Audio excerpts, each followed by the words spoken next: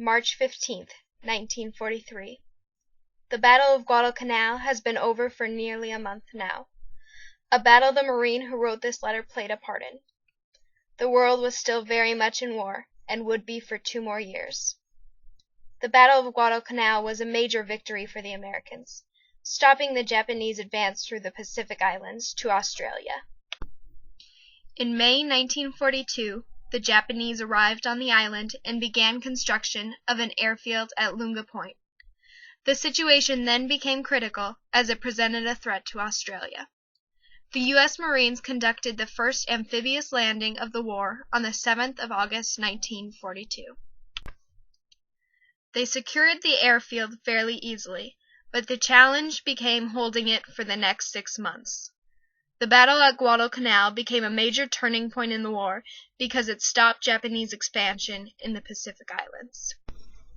After 6 months of fighting, the Japanese left the island in February 1943, and the U.S. finished construction of the airfield. Marine Henry I.J. the soldier writing to Evelyn, uses many forms of rhetoric in just the second page of his letter to her. He opens speaking of other things, but the bulk of the letter is in the last 2 paragraphs. They provide a contradictory sort of image, indicating both the reality of war while also distracting her from the dangers of it. He apologizes for not writing back sooner, using battle as a justification. He states, "I would have answered your last letter, but I lost your address right before we left Guadalcanal." Of all the things to lose in battle, losing an address is the least tragic. When contextualized to a war where Harry might have lost his life, the loss of her address seems trivial. However, Harry doesn't seem to want Evelyn to worry too much about him.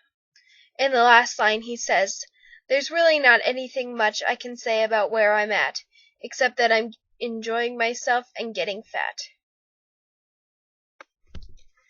After the images of war in the last paragraph, this serves to put Evelyn's mind at ease. By making a joke about getting fat, he adds levity to the subject. He makes her think that he can't be doing anything too strenuous if he's putting on weight. In this letter of many sent to Evelyn, this man distinguishes himself with a light-hearted attitude.